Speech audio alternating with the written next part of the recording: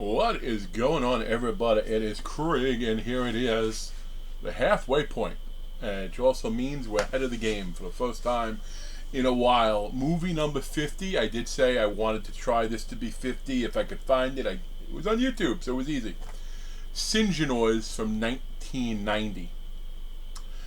I had just seen Scared to Death, and you probably saw the review, I think, yesterday, but in real time I saw it a couple of days ago.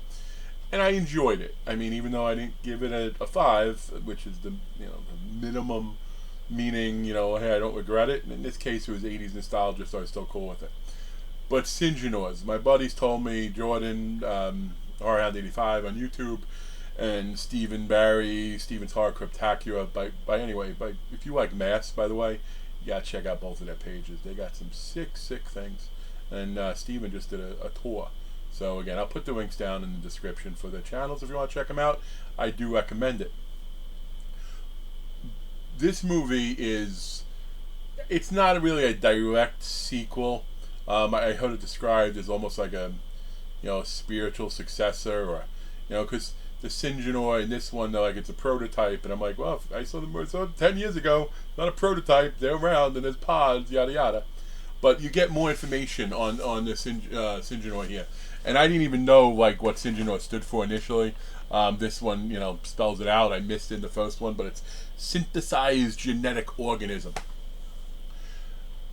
Essentially, the premise: a big evil company is making the Syngenors in order for them to be able to replace soldiers because they can survive in arid conditions.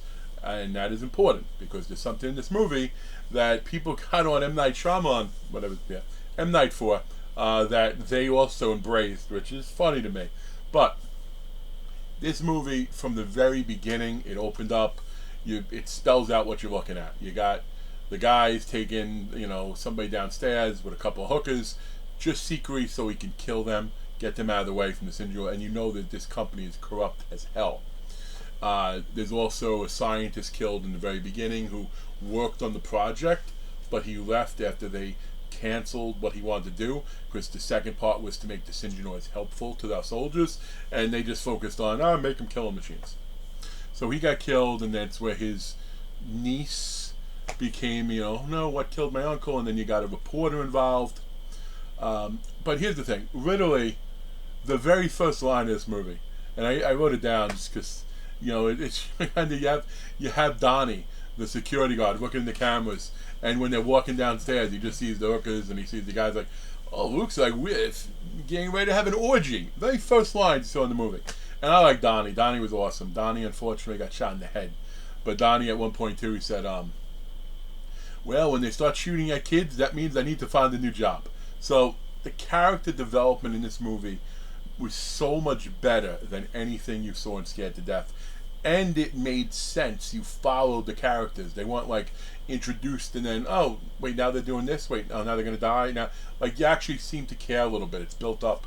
And in the business itself, like, not only is the main guy super corrupt, but there's also this woman who's playing another guy against him. She's like, hey, you should tell the reporter about him. But then it's like, hey, he's talking about you.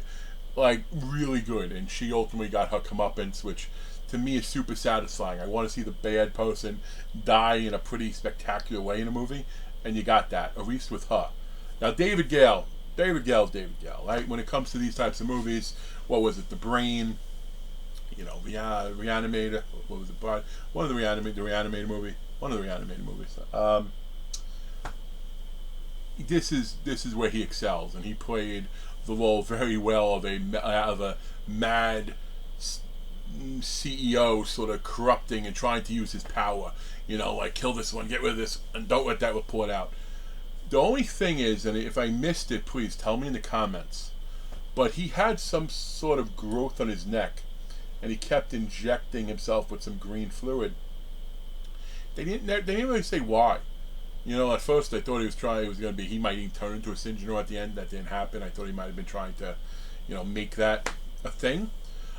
They had some massive gun that they tried to use to kill the Syngenors.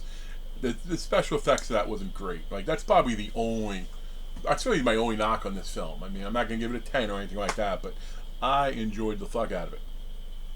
So, the thing I mentioned about signs, and again, I don't think this is, well, M. Night, I should say, is what killed the aliens in signs. That's what kills the Syngenor. You just got to get them wet, you know. So that's why I say this is sort of not an exact sequel, because the original Syngenors were hanging out, walking the sewer. There was rain the one day, and nothing happened to them. So it's scared to death. But in this, they did that. They also had, I mean, it almost had some of the '80s cringe to it, even though it was a '90s movie.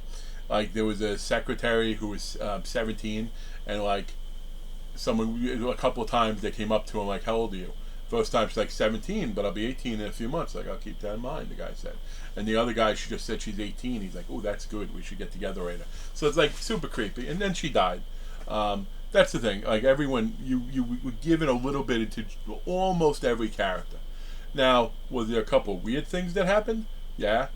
Randomly, there was people in their underwear, like tied up. Some killed, some not. So I'm not quite sure what happened there when the guy, you know, like they showed the guy had sent into madness, but you know, he didn't kill everybody. He kept 2 people alive, which is good because we got to see the woman who was, you know, probably just as bad as David Gale's character was, like get her comeuppance. But I cannot honestly, man.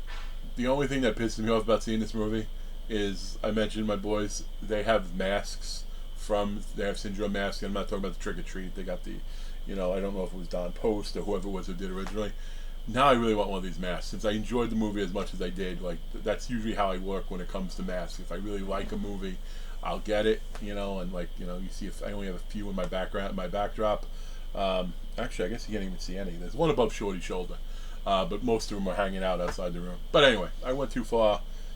It's almost 7 minutes in, but that's intentional, folks, because I'm glad I hit 50, and I'm glad some of you are watching this, and I somehow hit a massive spike with one of my videos, which was awesome. So for those of you that are riding this out, watching this whole video, put hashtag Syngenor. I keep butchering it. Syngenor. Hashtag Syngenor, and you can see how to spell it from the thumbnail. And I'm gonna let this video just live for about a week or so, and then I'm gonna do a random selection of the hashtag Syngenor for a giveaway. It's only going to be an item, going to be one autographed item. I'll let you give me a little feedback, the winner, as to what you correct, and see if I can match it. But this isn't being advertised anywhere else. It's not being posted anywhere else. So, and that's intentionally why I let this video go with almost 8 minutes. So hashtag Syngenor if you want in on it. And if you don't, that's cool too. But thanks for watching anyway. Peace. Oh, I'm sorry. Number. I'm giving this a 7 out of 10, and I'm confident in that. Not being a prisoner of the moment, confident 7 out of 10. I enjoyed the fuck out of it. Peace.